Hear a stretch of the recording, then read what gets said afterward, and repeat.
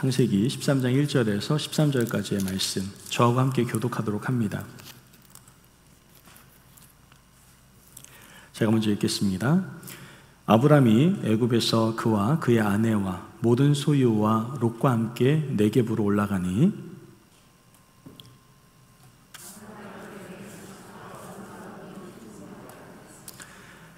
그가 네겝에서부터 길을 떠나 베델에 이르며 베델과 아이 사이 곧 전에 장막 졌던 곳에 이르니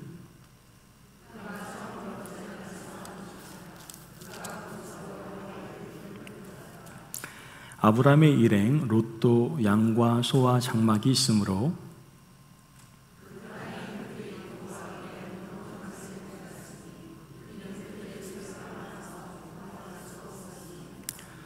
그러므로 아브라함의 가축의 목자와 롯의 가축의 목자가 서로 다투고 또 가나안 사람과 브릿 사람도 그 땅에 거주하였는지라.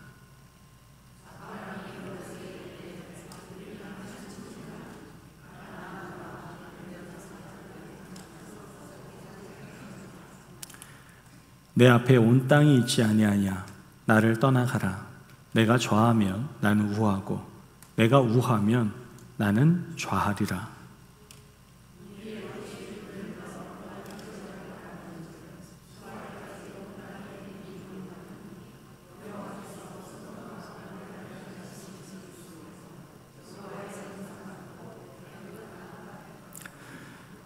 그러므로 롯이 요단 온 지역을 택하고 동으로 옮기니 그들이 서로 떠난지라.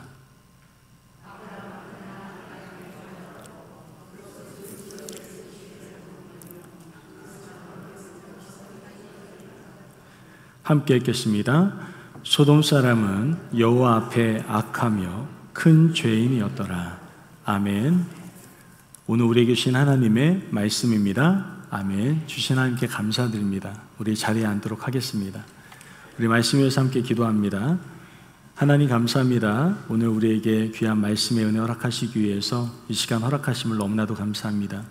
성령님 말씀 들을 때 그 말씀이 잘 이해되게 하시고 잘 분별되게 하시고 우리가 깨달아진 말씀대로 순종의 열매 맺힐 수 있도록 성령님 우리를 인도하시고 우리 가운데 역사하여 주옵소서. 이 시간을 온전히 하나님께 올려드리며 예수님의 이름으로 기도합니다. 아멘. 여러분 오늘 참 좋은 날입니다. 오랜만에 주일날 나오는데 시원한 바람이 저를 반기는 것을 보며 이제 뜨거운 여름은 갔구나 라는 생각을 문득 하게 되었습니다. 어젠가요? 비가 엄청나게 또 내리는 것을 또 경험하게 됐는데요. 하여튼간 예상이 없었던 일들이 이렇게 일어나면서 우리는 한 치 앞도 참 알 수 없는 인생을 살아가고 있구나 라는 것을 다시 한번 깨닫게 됩니다. 자, 여러분 우리는 지금 현재 같은 공간과 같은 시간대 안에서 살아가고 있습니다. 그죠? 지금 우리 같은 공간에 살아가잖아요. 뭐 화성에 사시는 분, 여기 놀러 오신 분 계신 분은 안 계시잖아요. 그죠? 다 지구라는 곳에서, 미국이라는 곳에서 또 이 달라스라는 곳에서 함께 살아가고 있습니다. 그런데 같은 공간과 시간대 가운데 살아가고 있는데 어떤 사람은 성공을 하고 어떤 사람은 실패를 한다라는 것이죠. 그렇다면 성공과 실패 어떻게 정의를 할 수 있을까요? 세상 사람들은 어떻게 과연 정의를 할까요? 일반 사람들이 생각할 때 성공은 자신이 정해놓은 목표를 이룬 상태를 보통 성공이라고 생각을 합니다. 또한 실패는 어떻게 생각합니까? 반대로 자신이 정해놓은 어떤 목적한 바를 이루지 못한 상태에 대해서 실패라고 생각을 하게 되죠. 각자 정해놓은 목표가 다를 수 있기 때문에 어떻게 목표가 이루어진 모양새는 다 다를 수가 있지만 모든 사람들이 동일하게 바라고 생각하는 것이 있습니다. 그것이 뭐예요? 모두 다 성공을 하고 싶다라는 것이죠. 난 실패가 너무 좋아요. 이런 사람은 없다라는 거예요. 여러분 어떻습니까? 지금 여러분은 성공적인 삶을 살아가고 있습니까? 아니면 좀 실패한 삶을 살아가고 계십니까? 어떤 삶을 살아가고 계시는 것 같습니까? 우리는 이러한 부분들을 신앙생활에도 부분적으로 좀 적용해 볼 수 있다라고 생각을 합니다. 우리는 지금 같은 교회, 임마누엘 교회라는 공간 안에서 함께 같은 시간에 같은 장소에서 함께 신앙생활을 하고 있습니다. 그런데 같이 예배를 드리고 있지만 중요한 것은 똑같은 은혜를 받고 있는 것은 아닐 수도 있다는 거예요. 성경에서는 그 비유를 어떻게 하고 있느냐, 제사를 드릴 때 성전 뜰에서 그냥 거쳐가는 사람이 있고 어떤 사람은 지성소관까지 들어와서 하나님의 임재를 경험하는 사람이 있다라고 이야기를 합니다. 같은 장소에 있었는데 분명. 지금 우리는 같은 예배를 드리고 있습니다.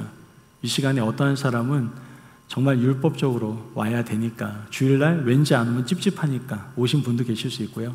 어떤 사람은 정말 주님에 대한 뜨거운 사랑, 간절한 마음으로 이 자리에 와서 주님의 인격적인 만남을 누리며 은혜를 누리며 이 시간을 보내고 있는 분도 계시다라는 것이죠. 지금 여러분의 상태는 어떠한 상태십니까? 오늘 본문에 나오는 아브라함과 롯은요, 같은 날 같은 곳에서 분명 출발을 했습니다. 하지만 여러분이 잘 알다시피 한 사람은 믿음의 조상이라고 불려졌지만 다른 한 사람, 롯은 신앙의 후배인 우리에게도 참 안타깝다, 믿음의 실패자, 이렇게 불려지게 되는 한 인물로 전락하는 것을 보게 됩니다. 자, 이 두 사람의 차이점이 도대체 뭐가 있었을까요? 부분적으로 그냥 우리가 생각나는 대로 말하자면은 보는 관점이 좀 달랐을 수도 있습니다. 아브라함은 평생 하나님만 그냥 바라보고 하나님의 약속만을 붙잡고 걸어갔던 인생이었다라고 얘기할 수 있다면, 조카 롯은 눈에 보이지 않는 하나님의 약속을 믿으며 산다는 게 쉽지 않잖아요. 여러분도 쉽지 않잖아요, 그죠? 롯과 같은 심정이잖아요, 그죠? 잘 믿어지지도 않고 그러다 보니까 눈에 보이는 것을 선택하게 됩니다. 그리고 그 이후에 롯은 연속적으로 계속해서 실패의 삶을 경험하게 되고 말죠. 그런데 사실 이 둘의 차이점이 그렇게 크지 않았다라고 성경은 얘기하고 있거든요. 성경을 보면 창세기 15장 6절 말씀과 베드로서 2장 7절 말씀을 보면요, 아브라함과 롯은 그렇게 큰 차이를 두고 있지 않다라는 것을 알 수가 있게 됩니다. 먼저 창세기 15장 6절 말씀 같이 한번 보도록 합니다. 시작. 아브라함이 여호와를 믿으니 여호와께서 이를 그의 의로 여기시고. 믿으십니까? 아멘. 자, 아브라함은 어떤 사람이다? 의인이다.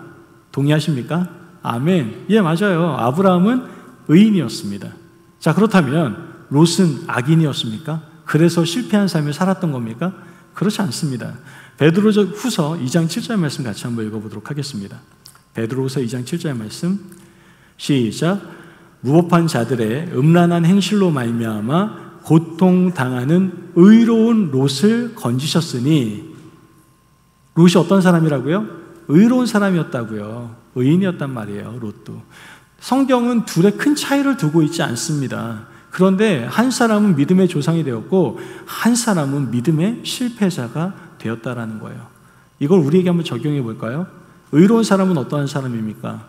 예수 그리스도를 나의 구주로, 나의 주인으로 영접한 사람을 의인이라고 합니다. 십자가의 죽으심을 믿고 그의 부활을 믿는 사람, 그러한 사람을 우리는 보통 의인이라고 합니다. 그런 관점으로 볼 때 저와 여러분은 의인입니다.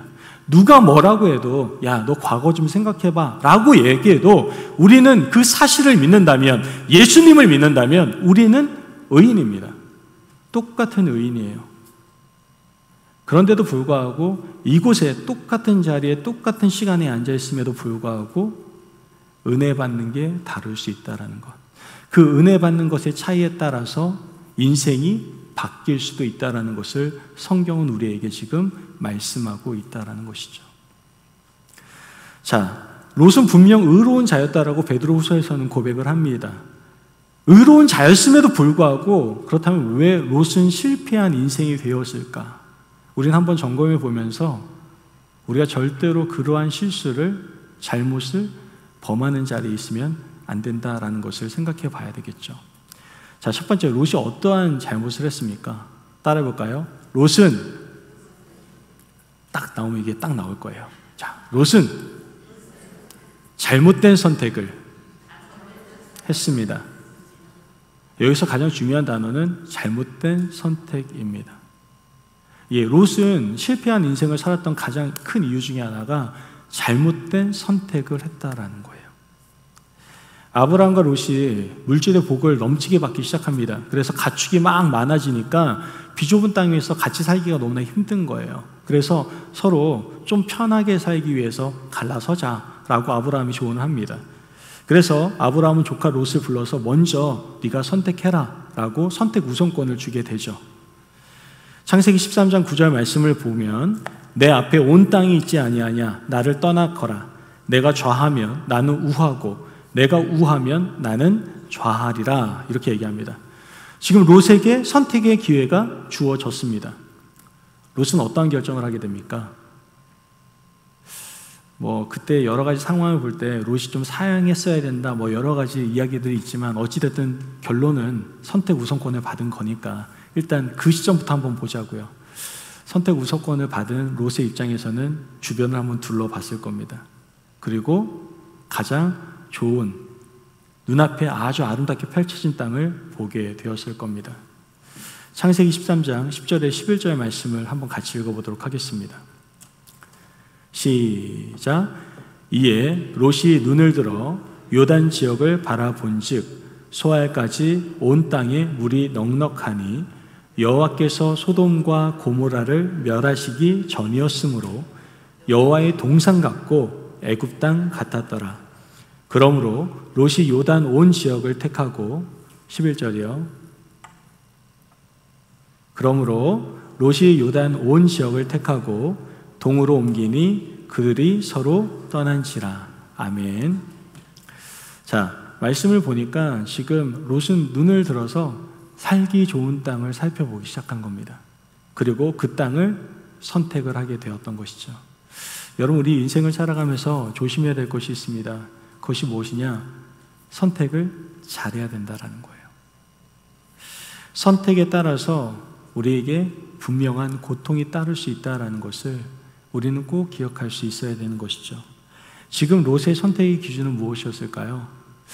만약에 제가 그 상황이었다라고 한다면 저는 아브라함이 선택권을 줬을 때 먼저 처음엔 사양을 했을 것 같다는 생각도 들고요. 제가 좀 예의를 좀 차리는 사람인지라 사양을 했을 것 같기도 하고요. 두 번째로 그래도 선택권을 줬다면 잠깐은 저는 묵상을 좀 했을 것 같습니다.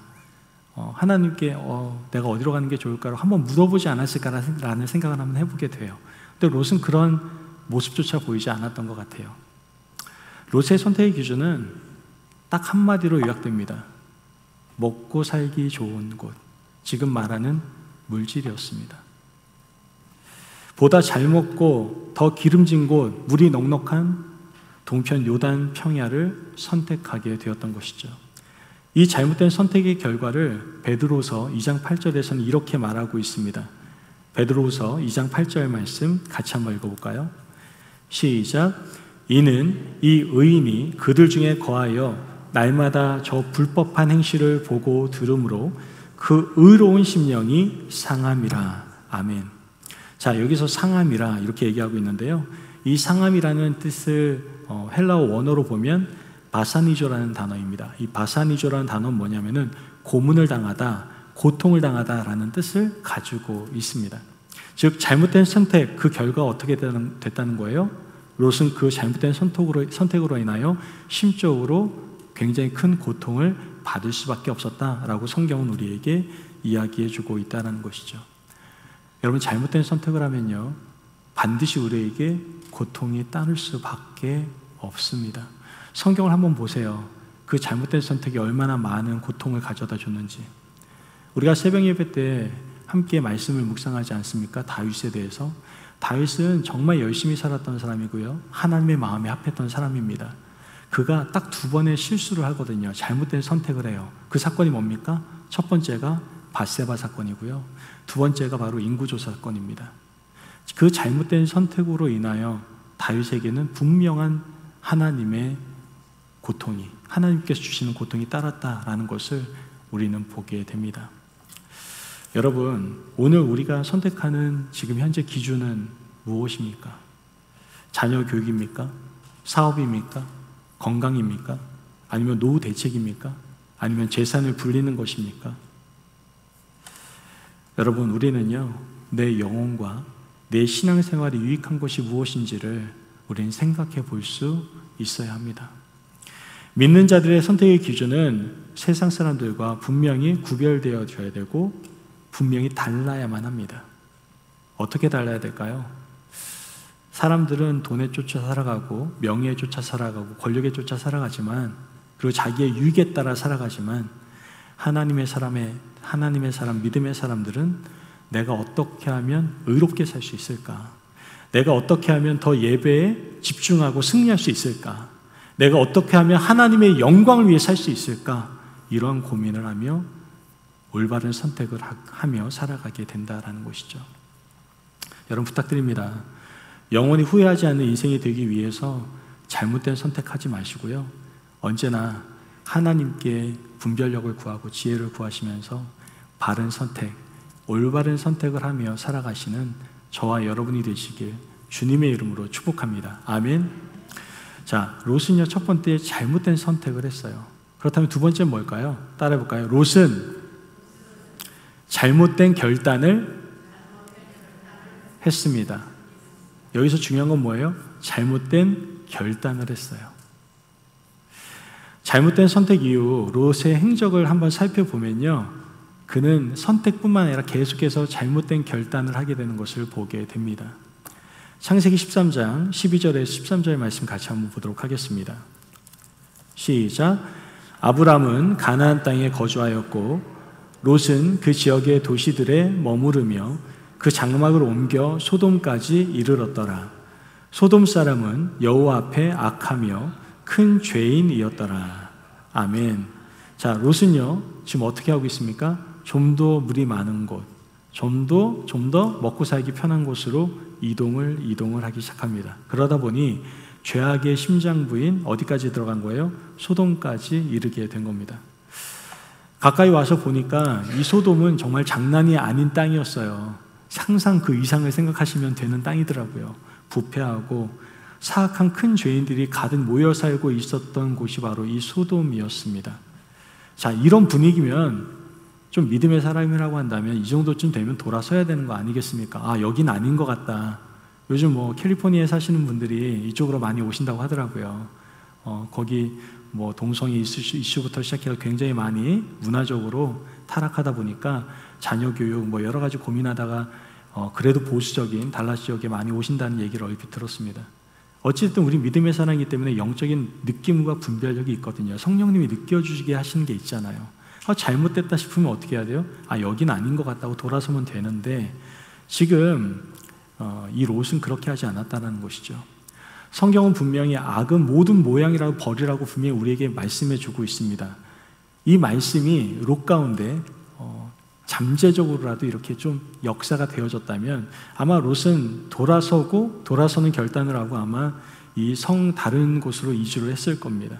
그런데 오히려 잘못된 방향 가운데 잘못된 결단을 하고 오히려 성 안으로 이주해버리는 것을 우리는 성경을 통해서 보게 되는 것이죠. 얼마나 하나님께서 안타까우셨으면 다음 장 14장 말씀을 보면요, 하나님께서는 롯에게 경고를 막 하세요. 어떻게 경고하십니까? 소돔성이 습격을 당해서 소돔성이 약탈을 당하고 모든 사람들이 다 잡혀갑니다. 그 잡혀가는 과정 가운데 당연히 롯도 함께 잡혀가게 되거든요. 소돔에서 다메섹까지 300여 킬로미터가 되거든요. 꽁꽁 묶여가지고 잡혀가기 시작하는 겁니다. 포로로 그 먼 길을 잡혀가면서 아마 롯은 무슨 생각을 했을까요? 아, 정말 왜 나에게 이런 일이, 정말 너무 괴롭다. 그냥 한탄하고 원망하고 불평만 했을까요? 전 그렇게 생각하지 않습니다. 그래도 롯이 의인이었다고 얘기하잖아요. 그러니까 뭔가 생각은 하지 않았을까 생각을 해봐요. 이런 생각했을 수도 있겠죠. 아, 내가 자업자득인 것 같다. 내가 잘못했으니까 이런 일이 벌어지는 거지. 내가 하나님을 믿는 자로서 와서는 안 될 곳을 왔기 때문이고 해서는 안 될 일을 하고 사귀어서는 안 될 사람들 내가 사귀다 보니까 이렇게 됐구나. 이렇게 생각하면서 아마 통안의 눈물을 흘렸을지도 모르겠습니다. 그 포로로 잡혀가는 그 길에서 말이죠.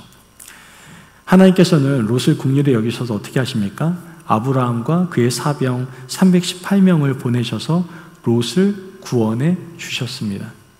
자, 구사일생으로 살아서 돌아온 이 롯은요, 이제 아브라함으로부터도 많은 권면을 들었을 겁니다. 소돔을 떠나라고 아마 이야기를 들었을 거예요. 그런데 창세기 19장 말씀을 보면 롯의 거처가 전혀 변경되지 않았다라는 것을 우리는 보게 됩니다. 창세기 19장 1절에서 2절 말씀 같이 한번 볼까요? 창세기 19장 1절에서 2절 말씀입니다. 시작. 저녁 때에 그 두 천사가 소돔에 이르니 마침 롯이 소돔 성문 안에 앉아 있다가 그들을 보고 일어나 영접하고 땅에 엎드려 절하며 이르되 내 주여 돌이켜 종의 집으로 돌아와 발을 씻고 주무시고 일찍이 일어나 갈 길을 가소서. 그들이 이르되 아니라 우리가 거리에서 밤을 새우리라. 자, 지금 소돔은 더 이상 롯이 거할 곳이 아니었거든요. 그런데도 롯은 계속 거할 뿐만 아니라 소돔 성문에 있었다라고 성경은 기록을 하고 있습니다. 지금 소돔 성문에 있었다라는 게 롯이 할 일이 없어서 거기에 성문 앞에 있었던 것이 아닙니다. 고대 중동 문화에서는요, 이 성문에 있었다라는 것은 어느 정도의 유력한, 그 지역의 유력한 사람이 되었다라는 것을 뜻하는 거예요. 사회 지도층이 공적인 어떤 업무를 보는 공공기관의 역할을 했던 것이 바로 이 성문 앞입니다. 재판이라든가 중요한 거래라든가 새로운 법률이 공포되는 곳이 바로 이 성문에서 이루어졌다는 것이죠. 그렇기 때문에 지금 롯이 성문에 앉아있다는 것은 짧은 기간 동안에 그들과 짝짝꿍을 너무나 잘 맞춰서 지금 소돔의 유력 인사가 되었다는 것을 말하고 있는 겁니다. 지금 롯은 성문 앞에 앉아있을 것이 아니라 이렇게 하나님께서 역사를 하셨으면 하나님 중심으로 신앙생활하면서 성막문이 아니라 어디 문 앞에 있어야 돼요? 장막문 앞에 있었어야 됩니다. 장막문 앞에. 그런데 지금 롯은 성문 앞에 있었다라는 것이죠. 결국 롯은 물질과 명예의 발목이 잡힌 채 결단해야 될 때 결단하지 못함으로 인해서 점점 소돔으로 가까워지게 되고 소돔 성 안으로 들어가게 되고 소돔 성문 자리까지 끌려가게 되는 롯의 모습을 우리는 보게 되는 겁니다. 여러분, 우리는 아직도 수많은 결단의 시간들이 있어요. 잘못된 선택을 통해서 이어오며 우리는 수많은 또한 결단을 해야 될 때가 있습니다. 하나님께서 돌아서라고 허락하시는 결단의 시간, 그 회개의 시간들이 너무나 많다라는 거예요. 그러나 우리는 순간의 결단 속에서 자신의 체면을 보고 여러 가지 이익 계산을 하고 탐욕 등으로 결단을 내리지 못할 때가 많다라는 것이죠. 오히려 잘못된 결단을 할 때가 많다라는 겁니다. 여러분, 부탁드립니다. 오늘 롯의 잘못된 결단을 보면서 올바른 결단의 자리로 나아가시기를 바라요. 내가 잘못된 선택을 했다면 이젠 다시 하나님 앞에 회개하는 온전한 올바른 결단을 함으로 하나님이 회복시켜 주시는 놀라운 은혜를 경험하시는 저와 여러분이 되시길 주님의 이름으로 축복합니다. 아멘. 마지막으로 롯은 이렇게 잘못된 결단을 했습니다. 마지막으로 롯의 실패한 인생을 살았던 이유는 무엇이냐? 따라해볼까요? 롯은 증거된 삶을 살지 못했습니다. 이거 굉장히 중요한 단어가 바로 증거된 삶을 살지 못함입니다. 여러분, 증거된 삶을 살지 못했다고요. 롯은 누구였습니까? 의인이었습니다. 특별한 사람이 아니에요. 의인 롯입니다. 의인 롯은 마땅히 해야 될 삶이 있었다는 거예요. 그 삶이 뭐냐? 증인된 삶이었다는 겁니다. 증거된 삶. 여러분, 지금 결국 롯이 살고 있는 소돔성은요, 하나님의 진노를 입어서 어떻게 됩니까? 멸망당하고 말거든요. 하나님께서는 소돔성 멸망 계획을 누구에게 알려주세요? 아브라함에게 알려주시죠. 그리고 아브라함은 하나님의 긍휼과 자비를 구하기 시작합니다. 끈질기게 중보기도를 하죠. 탄원을 하죠. 소돔성에 의인 10명만 있으면 그 성을 용서해 주겠다는 약속까지 받아냅니다. 와, 그런데 이 소돔성이 얼마나 악했으면 그 10명이 없었어요. 그 10명이 없어서 결국은 그 소돔성이 멸망을 당하고 맙니다. 자, 그렇다면 하나님 너무 무심해요. 이런 관점만 보지 마시고요. 그 성 안에 누가 있었는지 한번 좀 들여다봅시다. 과연 이 멸망의 책임이 누구에게 있는 걸까요? 성 안에 살면서, 소돔 성 안에 살면서 하나님을 증거하는 삶, 전도의 삶을 살지 못한 이 롯의 책임, 과연 롯은 이 책임에서 자유로울 수 있었을까요? 저는 없다라고 생각을 합니다. 말씀을 보면 롯은요, 다른 사람은 그렇다 치더라도 사위들조차도 제대로 증거의 삶을 보이지 못해서 따라오지도 않는 그러한 좀 모습을 보게 됩니다. 사위들에게도 무기력한 모습을 보여주는 것이죠. 창세기 19장 14절 말씀을 같이 한번 보도록 합니다. 시작. 롯이 나가서 그 딸들과 결혼할 사위들에게 말하여 이르기를 여호와께서 이 성을 멸하실 터이니 너희는 일어나 이곳에서 떠나라 하되 그의 사위들은 농담으로 여겼더라. 아멘. 아니 지금 장인어른이 얘기를 하는데 농담으로 여겨요. 이때 뭐 이렇게 농담식으로 얘기했겠습니까? 정말 급박하니까 굉장히 진지하게 얘기했을 겁니다. 그런데도 불구하고 사위들은 귀담아 듣지 않았다라는 것이죠. 여기서 우리는 스스로에게 한번 질문을 던져볼 수 있어야 됩니다. 과연 오늘 나는 이 세상을 살아가면서 내가 포함된 공동체 안에서 영적 영향력을 얼마나 흘려보내고 살아가고 있는가? 과연 나는 공동체 안에서 정말 증거의 삶, 전도의 삶을 살아가고 있는가? 내가 복음의 증인이 됩시다라고 이번 연도에 우리 교회 주제를 삼았는데 정말 말 그대로 복음의 증인된 삶을 내가 지금 과연 살아가고 있는가?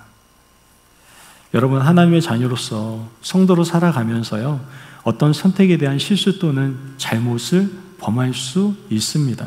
그러나 그 잘못된 선택에 대하여 돌이키려는 결단이 있으면 우리 가운데 있는 영적 영향력은 잃어버리지 않을 수 있어요. 안타까운 것은 오늘날 많은 그리스도인들이 후회는 많이 해요. 이렇게 살면 안 되는데, 후회는 많이 하는데 제대로 결단하지 못함으로 인하여 영적 영향력을 완전히 상실한 채 무기력하게 살아가고 있다는 것이죠. 세상이 어두워져 간다고요? 문화의 힘이 거세지고 있다고요? 물론 맞습니다. 어둠의 영향력이 그만큼 강해요. 하지만 또한 우리의 모습도 돌아볼 수 있어야 돼요. 그러한 환경 가운데 살아가는 우리는 과연 정말 그리스도인답게, 복음의 증인답게 증거의 삶을 내가 살아가고 있는가? 이 땅 가운데 그 영향력을 흘려보내고 있는가? 우리 스스로를 돌아볼 수 있어야 된다는 것이죠. 그러므로 잘못된 선택에 대해서 좀 돌이키셔가지고 늘 영적 영향력을 회복하실 수 있는 저와 여러분이 되시길 주의 이름으로 축복합니다. 아멘. 그래서 여러분이 가는 곳마다 예수 향기가 바래졌으면 좋겠어요. 야, 예수 사람 왔다. 그러면은 기쁨이 넘쳤으면 좋겠어요. 요즘은 예수 사람 왔으면 야, 쟤 예수 사람이야. 나도 야 예수님 믿는다. 야, 이런 식으로 이렇게 비꼬는 게 아니라 정말 예수님의 사람에 대한 존중이 회복되는 사회. 그런 사회가, 그런 문화가 이 땅 가운데 세워지기를 주님의 이름으로 축복합니다. 아멘. 중요한 것은 이 실패의 자리에서 일어나는 결단을 과연 우리가 어떻게 할 수 있냐 이거예요. 여러분들이 노력하면 됩니까? 롯도 나름대로 결단했을 겁니다. 그런데도 안 된 거거든요. 우리는 아이성의 전투를 통해서 실패를 극복할 수 있는 방법을 잠깐 좀 살펴볼 수 있게 됩니다. 여호수아는요, 아이성 전투에서 패한 후에 어떻게 합니까? 바로 하나님 앞에 엎드렸거든요. 여호수아서 7장 6절 말씀 같이 봅니다. 7장 6절 말씀 시작. 여호수아가 옷을 찢고 이스라엘 장로들과 함께 여호와의 궤 앞에서 땅에 엎드려 머리에 티끌을 뒤집어 쓰고 저물도록 있다가 아멘. 자, 실패한 사람은요, 스스로 노력만으로 절대 실패를 극복할 수 없어요. 여러분 잘못된 선택했습니까? 그 결단하려고 해요? 여러분 아무리 결단해 보세요. 안 돼요. 내 힘으로는 안 되더라고요. 실패를 성공으로 전환할 수 있는 용기와 믿음을 주시는 분은 누구예요? 하나님이십니다. 하나님. 우리는 하나님의 도우심이 반드시 필요하다라는 것이죠. 롯의 경우에서 볼 수 있듯이 사람의 의지와 결심만으로는 절대로 잘못된 삶에서 돌이킬 수 없다는 것을 우리는 분명히 알게 됩니다. 그러므로 지금 우리가 실패의 자리에 있다면 온전히 하나님 앞에 엎드려 기도함으로 하나님의 열심, 그분의 도우심을 구하실 수 있는 저와 여러분이 되시길 주님의 이름으로 축복합니다. 아멘. 여러분, 우리가 그럴 때 이제 실패의 자리를 딛고 일어설 수가 있게 되는 겁니다. 여러분, 오늘 우리는 지금 어느 자리에 있습니까? 아브라함의 자리입니까? 롯의 자리입니까? 만약에 여러분이 지금 롯의 자리에 있다라고 생각이 된다면 이제 잘못된 길을 선택한 것을 깨닫고 바른 선택과 결정을 하시기 바랍니다. 그때 우리는 하나님의 선한 영향을 흘려보낼 수 있는 증거의 삶, 전도의 삶을 살아가는 하나님의 자녀들이 될 줄 믿습니다.